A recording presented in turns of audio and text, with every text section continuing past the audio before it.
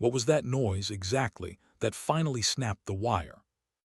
It wasn't the crackle of the radio, not the static-laced burst of Arabic shouting, harsh and triumphant, slicing through the desert night.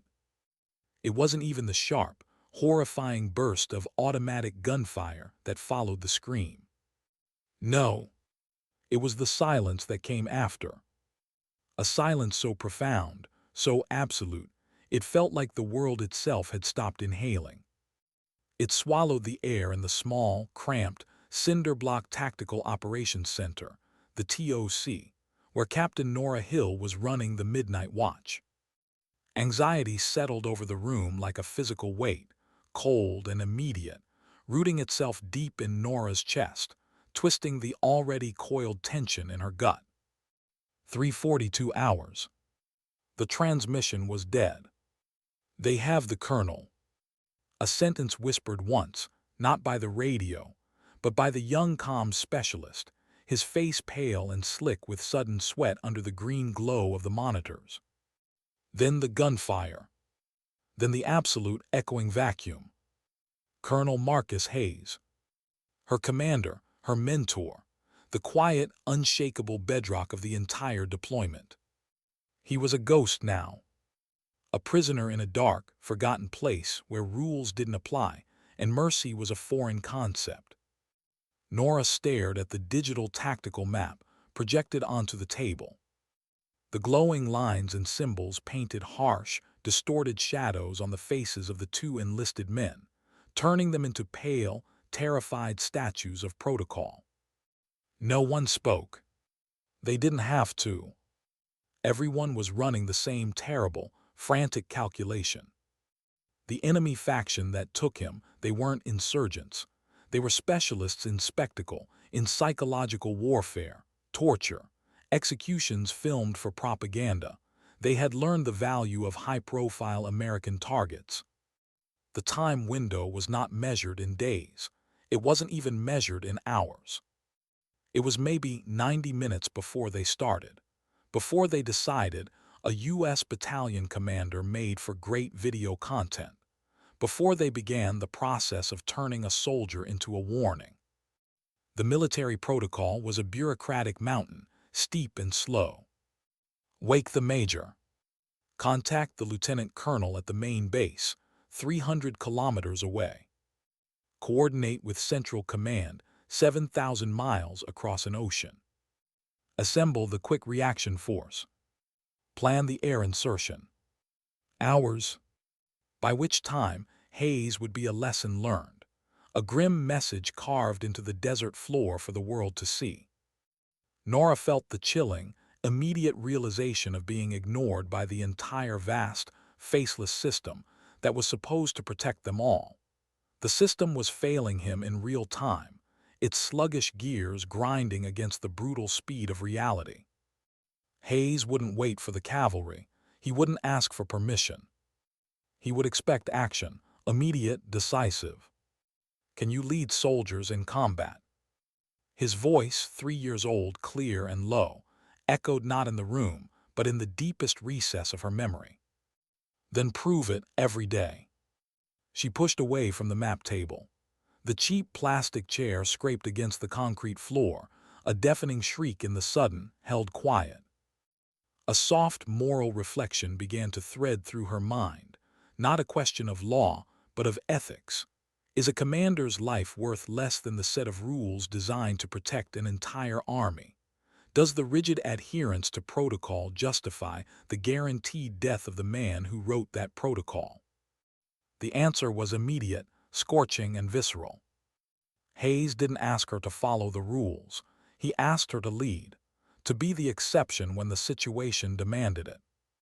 The primary enemy compound, the one where the transmission broke, was 15 kilometers away. A hostile black dot on the tactical display, a place where the enemy felt untouchable. Safety, Norah knew, was an illusion built only for the timid. She moved quickly, silently to her locker.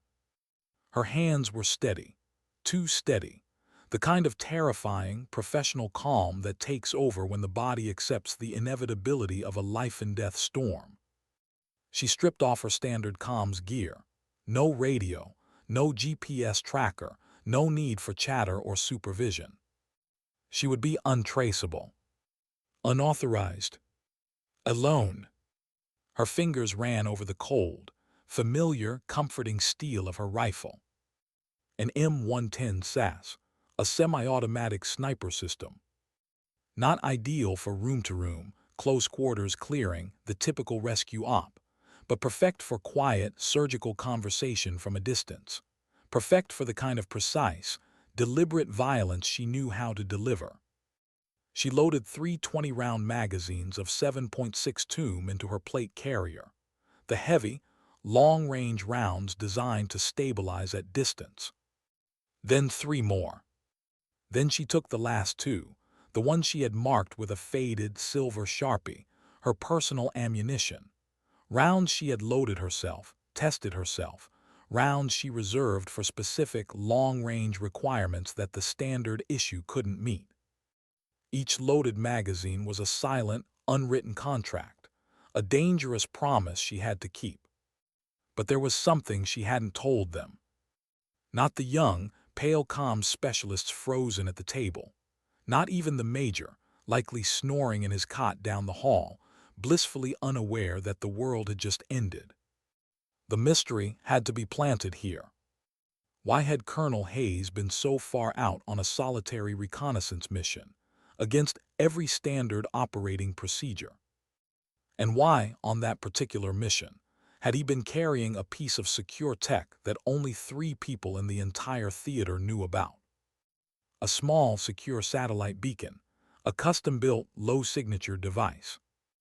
A beacon he had promised, weeks ago, he would never, ever activate unless he was already dead, or unless the mission was compromised beyond all retrieval, and he needed to communicate one final, crucial piece of information. The main transmission had stopped, gunfire, silence. But a low, rhythmic ping had started on the secure line, just before the silence became total. Norah was the only one in the TOC trained to recognize that frequency signature. That was the key piece of intel, the single thread of hope. Hayes was compromised, but in the seconds before he was subdued, he was telling her something only she would understand. He was telling her where they were taking him. Not the immediate compound 15 kilometers away. A secondary location, a deep site extraction point they called the furnace in their classified chatter. A place she knew from a forgotten, dusty briefing file.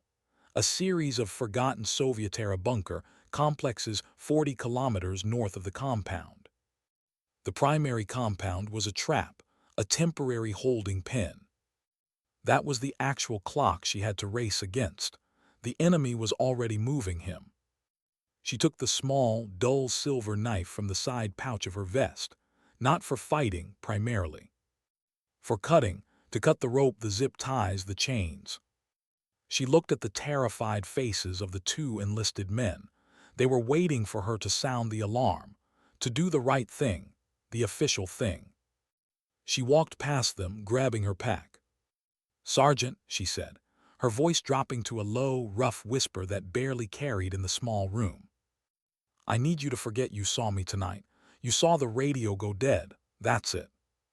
The sergeant swallowed hard, his Adam's apple bobbing nervously. "Captain, I have to report an unauthorized exit. I have to report the loss of—" "No, you don't," she interrupted, not harshly but with absolute finality. "You report the silence. You report the lost contact. You report what the rulebook tells you to report. You wait until 600 for the relief shift and you act like you've been sitting here the whole time." She slung the rifle over her back, the cold metal pressed against her spine. The weight of her decision felt good, solid. She paused at the hatch.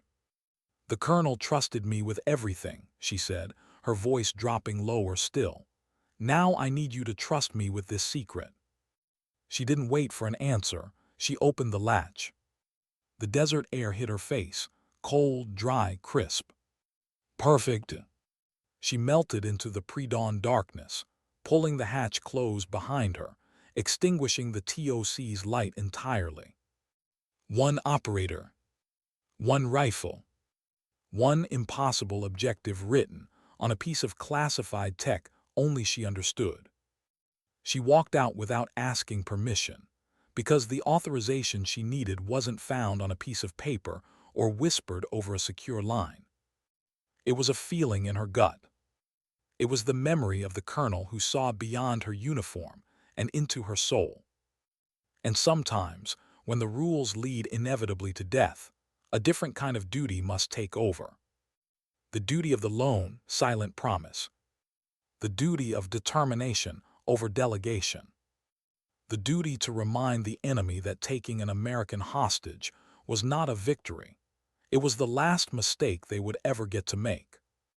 This first step, this solitary walk into the deep night, was her silent act of resignation from the machine, her personal code of service written not in ink, but in the cold, black dirt beneath her boots. She stood alone, but what came next, no one expected.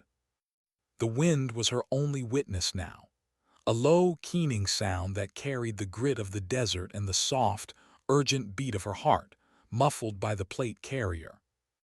The 15-kilometer hike to the initial compound was a test of internal discipline, a deliberate, excruciating exercise in controlled movement.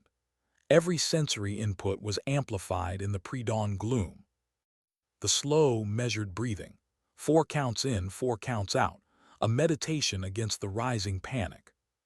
The careful placement of the boot, rolling from heel to toe, testing the weight before committing, avoiding the loose gravel, the soft sand pockets. A wasted step was a risk multiplied.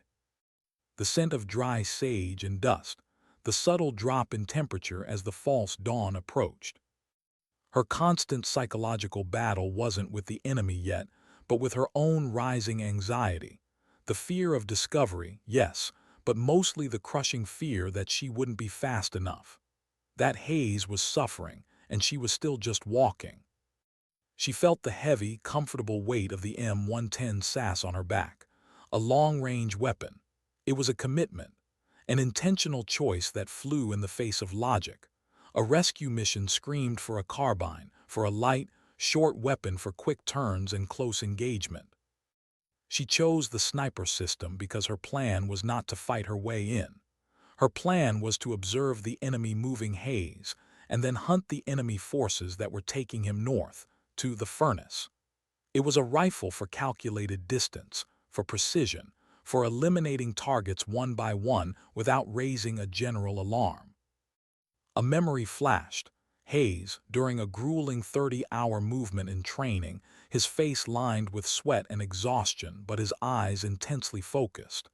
Every step has an objective, Hill. Wasted movement is a moral failure. It's a waste of time and energy that should be used for the mission. She was using that training now. Her steps were silent, deliberate, efficient. Every degree of the compass she walked was a moral commitment. The mystery of the satellite ping, Hayes telling her about the furnace, was revisited here, not as a memory but as a compass point. It was the only thing justifying this terrifying detour. Any standard operator, any commander, would hit the first compound. They would assemble the QRF and smash the main compound 15 kilometers away. She was bypassing the obvious target, moving in the opposite direction from where they would send the full weight of the American military. It was a move that would seem insane to the chain of command she had abandoned. This moral reflection was centered on the idea of calculated risk versus ethical necessity. Was the risk of going alone worth the high probability that the military response would be too slow? Hayes was a man of logic, of probability. He wouldn't have pinged the final location if he thought he had hours left. He pinged it because he was in transit, and he knew the system would move too slowly. He was outsourcing his life to the one person he knew would operate outside the system's crushing inertia. She reached the 3-kilometer observation point for the primary compound. She dropped to her belly, easing the rifle off her back. Through the scope, The compound was exactly what the satellite imagery predicted. A huddle of low, concrete structures surrounded by a rusted concertina wire perimeter.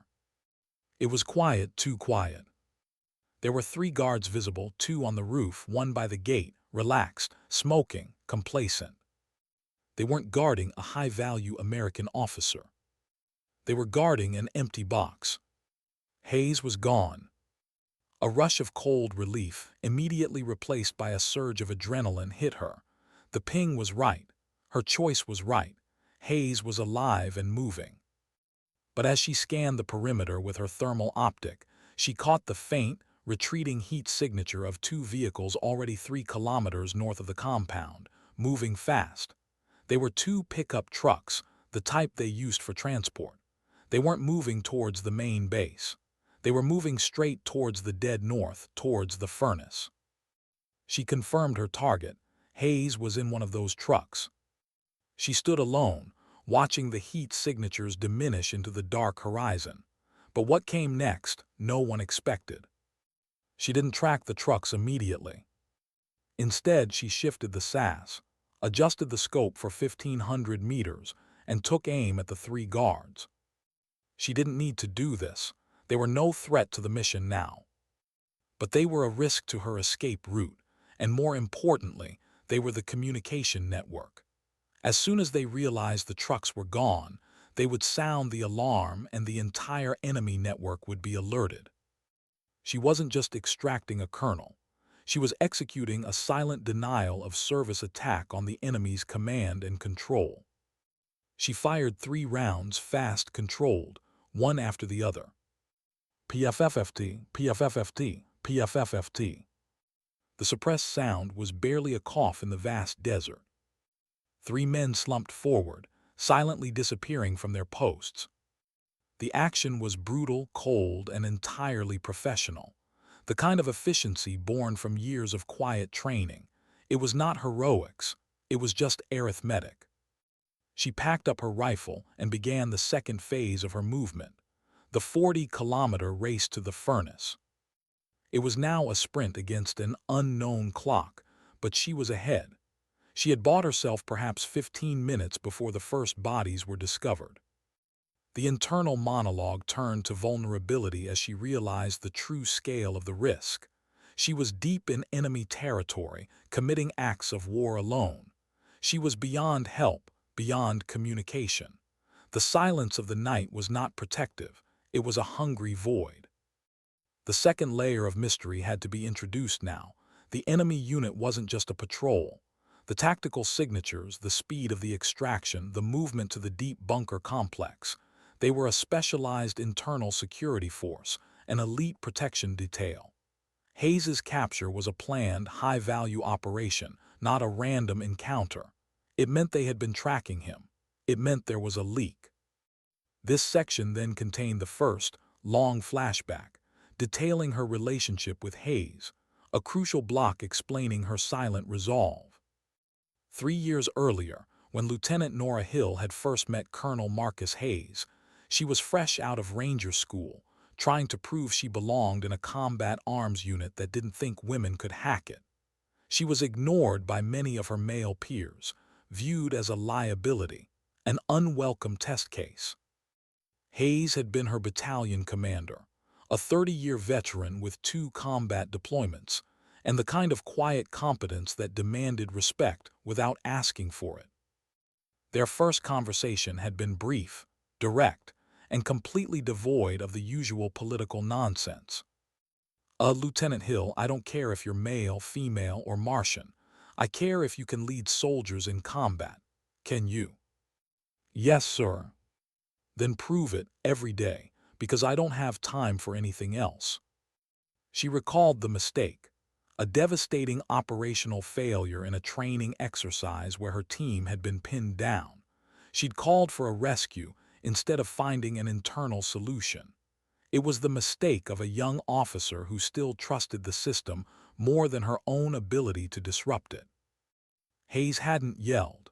He had simply walked her through the error hours later, showing her the single, silent route she had ignored, a drainage culvert that would have offered cover and an escape.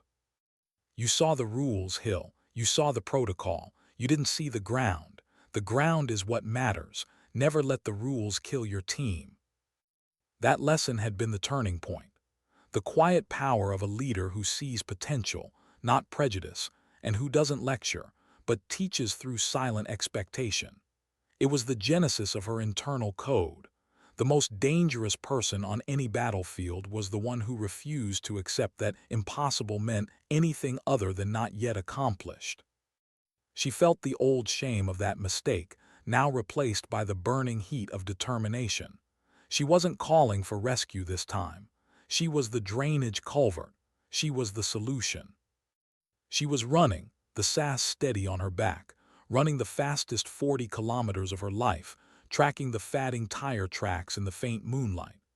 She was running toward a place called the furnace, toward a moral reckoning, and toward the single, silent debt she needed to repay.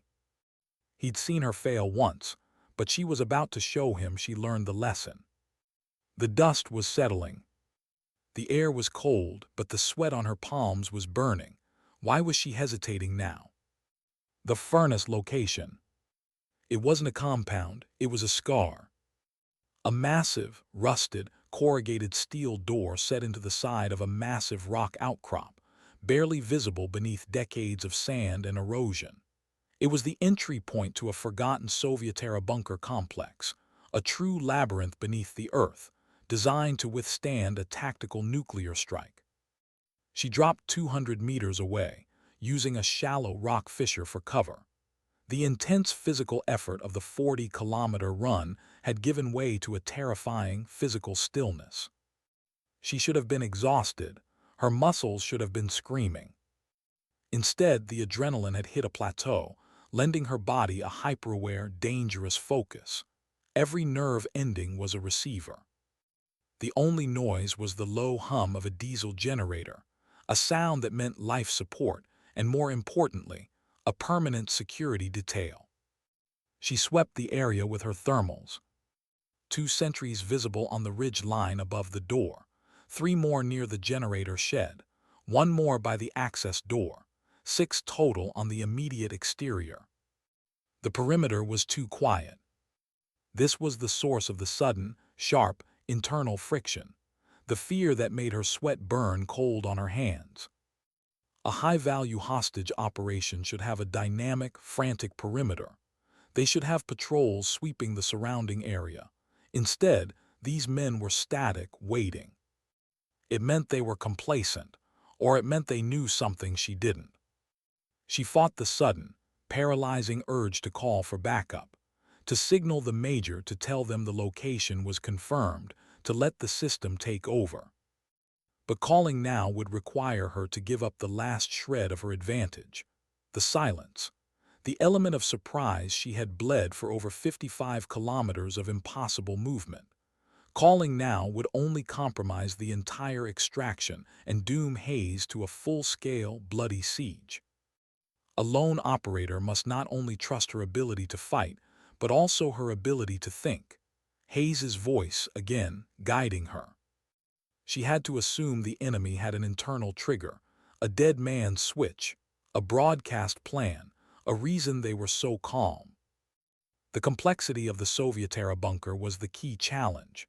She remembered the old briefing files, miles of reinforced concrete corridors, ventilation shafts, storage rooms. It was a defensive nightmare. Her internal monologue became a grim recitation of facts, 6 outside, at least 10 inside, minimum, based on the unit type. Hayes was likely in the deepest possible command bunker. She adjusted her rifle. The moral reflection centered on the ethical necessity of unilateral warfare. She wasn't fighting for her country's policy, or its budget, or its politics. She was fighting for one man, for one debt. When you fight alone, you are the only moral authority. She began the approach, not by walking but by flowing, a liquid shadow tracing the contours of the rock face. The first sentry on the ridgeline, 400 meters away. A difficult, angled shot made even more complicated by the low light. She didn't use the thermal sight. She used her training. She compensated for the wind for the drop. PFFFT. The sentry fell backward, silently disappearing from the thermal spectrum.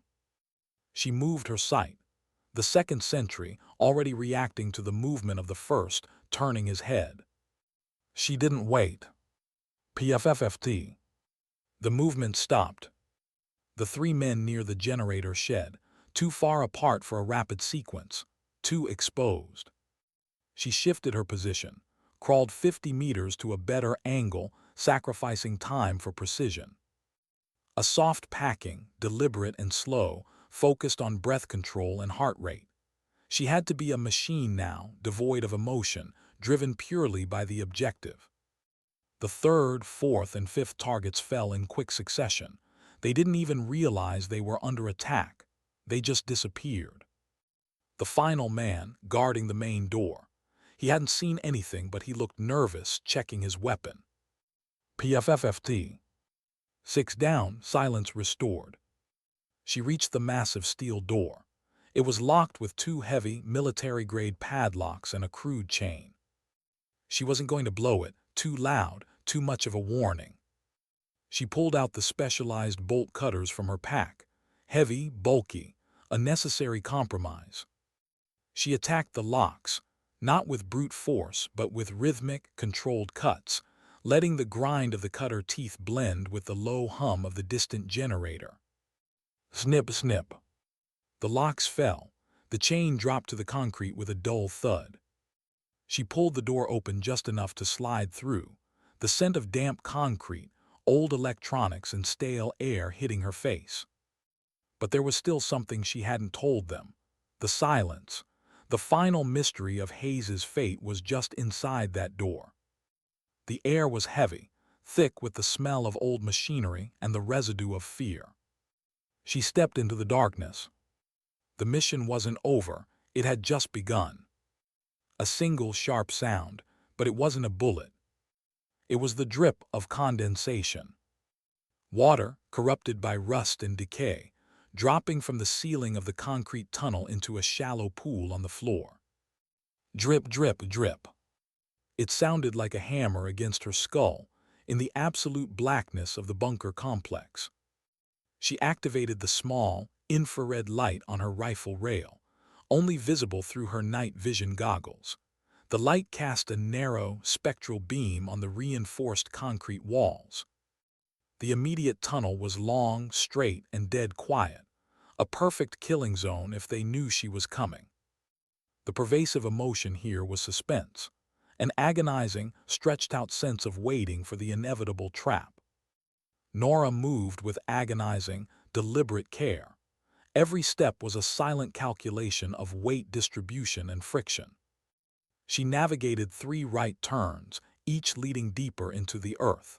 The moral reflection was one of necessary violence, the difference between vengeance and execution required to save a life. She wasn't here to judge. She was here to kill the men standing between her and her commander. It was a simple, brutal equation. The internal layout was a labyrinth. She used the faded, schematic sketch she had memorized from the briefing files. She needed to reach the primary command bunker, the deepest point. She moved through a wide storage depot, stacked high with moldering wooden crates. And then she saw him. A guard not static, moving, patrolling the main junction. She didn't hesitate, she didn't announce herself. The SAS was already up, the sight picture was perfect. She squeezed the trigger, not a flinch, not a gasp, pure precision. PFFFT. The man crumpled, silently absorbed by the darkness. She wasn't using the personal ammo yet, not for the guards, only for the true objective. She moved past the body, not checking, not lingering. There was no time for respect or sentimentality, only forward momentum. The second sound she heard was faint, mechanical, coming from around the next corner. The sound of a radio. A low, guttural voice speaking in rapid, hushed Arabic. She flattened herself against the cold, damp concrete. Her heart rate, which had been perfectly controlled, spiked. She was close. The plan shifted from silent approach to immediate engagement. She couldn't afford to bypass any more armed men. She prepared a flashbang, pulled the pin, held the spoon. The suspense was unbearable. Who was talking? Were they talking about Hayes? She released the spoon and tossed the grenade around the corner, shielding her eyes. A blinding flash, followed by a deafening, metallic crack that seemed to rattle the very earth around her. She surged forward, sass up carbine style, ready for the close fight. Two men were stumbling, disoriented, their hands pressed to their faces. She didn't need to aim. She simply engaged two controlled bursts. The fight was over in 3 seconds, clean, decisive. She stepped over the bodies, her boots skidding on a pool of blood and water. She confirmed the room, a small, reinforced communication hub. The radio was still buzzing, a high-pitched whine. She ripped the mic off the console. Silence. She was through the outer shell. She was entering the inner defense. The pervasive feeling was focus, a dangerous tunnel vision clarity. She was no longer Norah Hill, Captain. She was a weapon pointed at a single, vital target. She heard a voice from a heavy door at the end of the corridor. Louder now, English, a question. What was that noise? She moved toward the voice. The question was her confirmation. She was moments away from contact. She saw him, but what was that wire wrapped around his chair? She burst through the heavy steel door, not with a kick, but with a silent, controlled push. Her rifle swept the room, her eyes seeking threats but freezing on the central figure. Colonel Marcus Hayes. He was tied to a chair, his face bruised, his uniform torn, but he was alive. The sheer, gut-wrenching sight of her mentor, the strong, silent man who embodied controlled command, reduced to a helpless prisoner, caused a tidal wave of emotion to crash over her. Broken. Her heart slammed against her ribs. She felt the sudden, agonizing need to drop her rifle and run to him, but her training held her rigid. She scanned the room. 2 guards, not men. They were the security detail, professionals. They were standing near a table, reacting to the noise. Their eyes were still dilated from the flashbang. She didn't fire on Hayes's line. She moved laterally, a blur of motion, engaging the 2 targets in a rapid crossfire. PFFFT, PFFFT, PFFFT, PFFFT. 4 rounds, 2 headshots, 2 clean body shots. The men fell. The silence returned, more suffocating than before. Norah's focus was singular, Hayes. She moved to him, her hands instinctively reaching for the knife in her pouch. He was looking at her. His eyes, though swollen, held a flicker of recognition, a micro-movement, a slight, almost imperceptible twitch of his left hand. The warning. She followed the line of his gaze, not at his bonds but at the chair. That's when she saw it, the wire. A thin, gray line of wire, connected to a small, crude electronic device taped to the side of the chair arm. Next to it, a small digital screen. It was counting down. The mystery was finally revealed. Not just a hostage, a booby-trapped extraction, a kill switch. 000352. She looked back at Hayes. His eyes were wide now but still focused. He gave her the smallest nod. I knew you'd see it. The moral reflection hit her like a physical blow, the burden of knowing when to save and when to sacrifice. Hayes, the ultimate realist, would have activated the bomb himself rather than be used as leverage. He was giving her a choice, disarmament or extraction, both under 3 minutes and 50 seconds. The immediate conflict was not with the enemy but with her own anxiety and rising hope. She was here, he was alive, but the clock was an absolute. She dropped her pack, pulling out the small, specialized wire cutter from her kit. The wire was not just one. It was 2 different colors, twisted together, leading from the device to a crude battery pack taped beneath his seat. A simple, military-grade detonator, designed for speed, not subtlety. Hayes spoke for the first time, his voice raspy, barely a whisper. "Norah, there's a pressure plate under the rug near the door." He gave her a second piece of intel she couldn't have known, a double trap. She looked at the digital countdown, 000259. She had to disarm the bomb, get him off the pressure plate and cut him free, all before the 2-minute mark. She knelt, her eyes focused entirely on the small device. She was no longer a soldier or a captain. She was a bomb tech, a surgeon. She isolated the wires, red and blue, a cliché choice designed to induce panic. Which one was the trigger? Hayes twitched his head again, slightly toward the red. Cut the red. She trusted him implicitly. This was the true meaning of command. Silent, total trust in a split-second decision. She placed the cutter on the red wire. Her hand was steady, unnaturally so. 000215. She cut the wire. The screen flickered. The number kept counting down. A wave of pure, crushing relief. It was the safe wire. She cut the blue wire. The screen went dark. The clock stopped. She collapsed the wire cutters, fighting the urge to breathe. She was alive. He was alive. But she heard movement outside the door. They had been waiting for the blast. The mission wasn't over. It had just begun. They knew she was coming, but they didn't know she was already gone. The moment the countdown stopped, the true enemy reaction began. Shouting, heavy boots running down the concrete corridors. The noise was no longer a drip, it was a flood. Norah grabbed her knife and began sawing through the thick zip ties binding Hayes to the chair, working with frantic, controlled energy. "Colonel, we move in 10 seconds. Can you walk?" Hayes gritted his teeth, his eyes shining with pure resilience. "I can crawl. Just get me out of this chair." 000005. The zip ties snapped. She pulled him out of the chair, not gently, dragging him toward the door. And then she stopped. She bent down, pulling a small metallic object out of the bottom of her pack, the customized satellite beacon. The one Hayes had pinged. She turned it on, activating the high-power, rapid-pulse signal, and tossed it into the deepest, darkest corner of the room, near the defeated countdown device.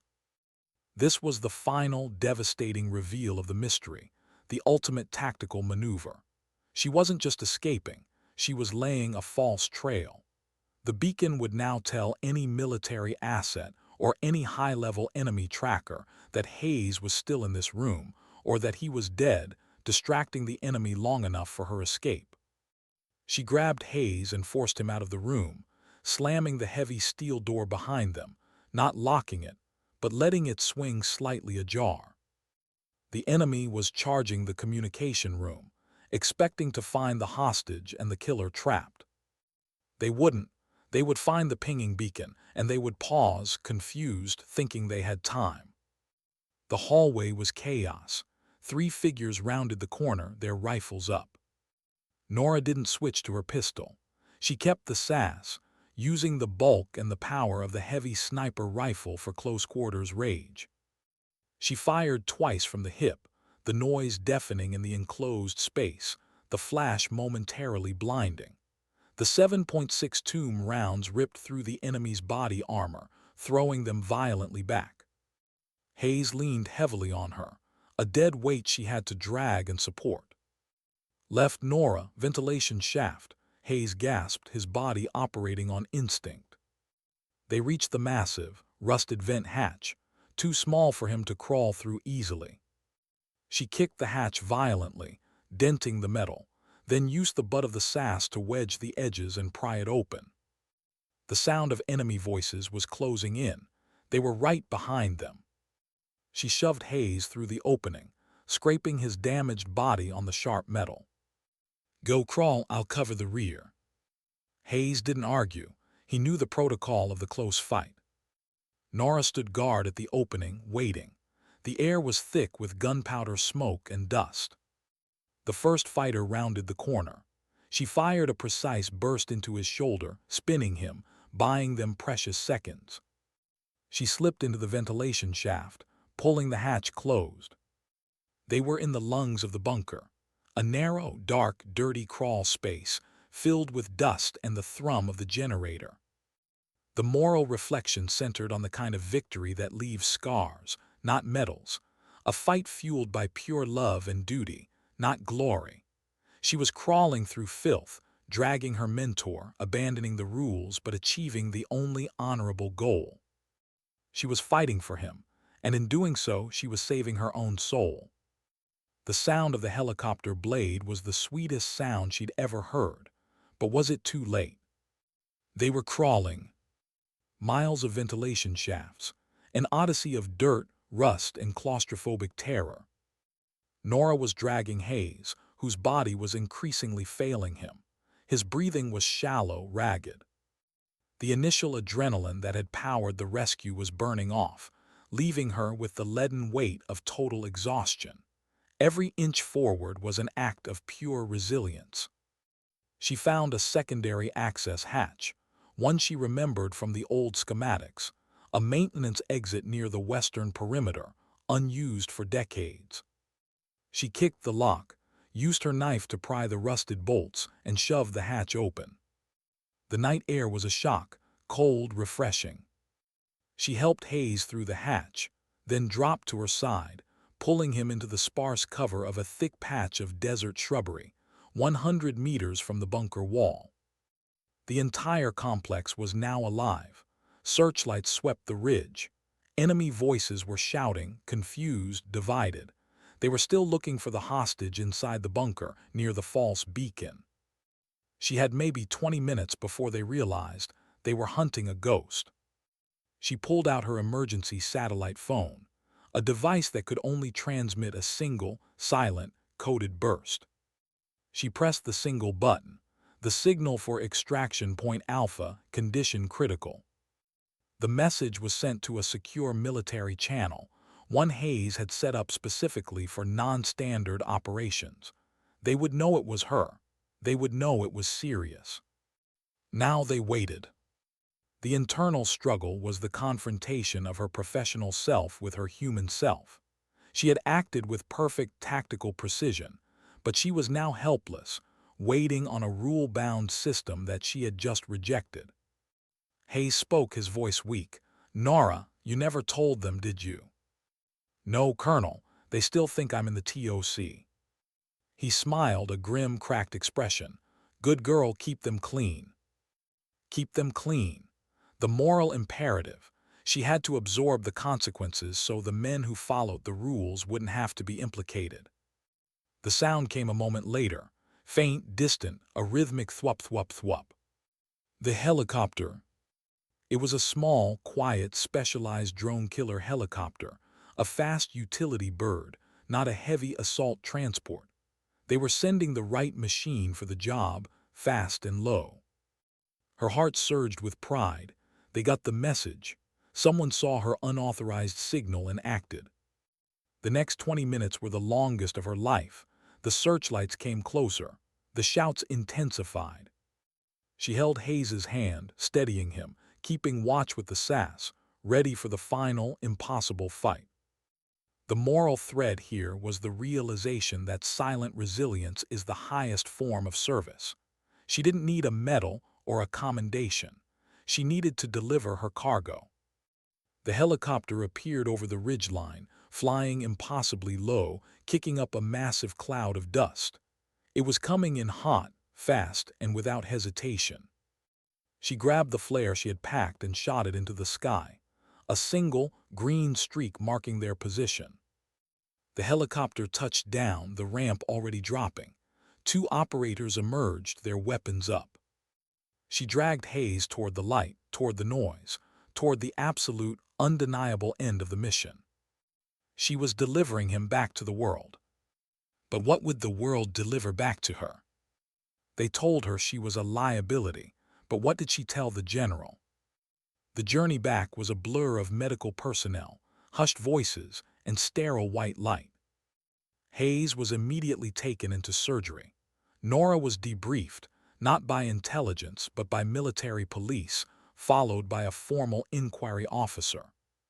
She was escorted into a small, windowless office on the main base. Seated across from her was a three-star general, a man whose face was etched with both exhaustion and fury. The general didn't yell. He just looked disappointed. "Captain Hill," the general began, his voice flat, "I have 20 dead enemy fighters, 1 recovered colonel, 1 unauthorized mission, 1 destroyed communications center, and 1 classified satellite beacon left in a deep site bunker. Your actions have caused a diplomatic incident that will take a year to smooth over." The emotion here was an internal sense of peace. She was being judged, but she was not guilty. "Sir, I acted under the premise of life preservation. Colonel Hayes's survival window was less than 2 hours. Standard protocol would have guaranteed his death. The extraction force was not even mobilized until 600. The general slammed his hand on the table. "You bypassed the chain of command, endangered yourself, and violated 3 separate general orders. You acted unilaterally, Captain. You put your own sense of right above the integrity of this entire command structure." The internal beat was soft, reflective. They were calling her a liability, exactly what those lieutenants had whispered years ago.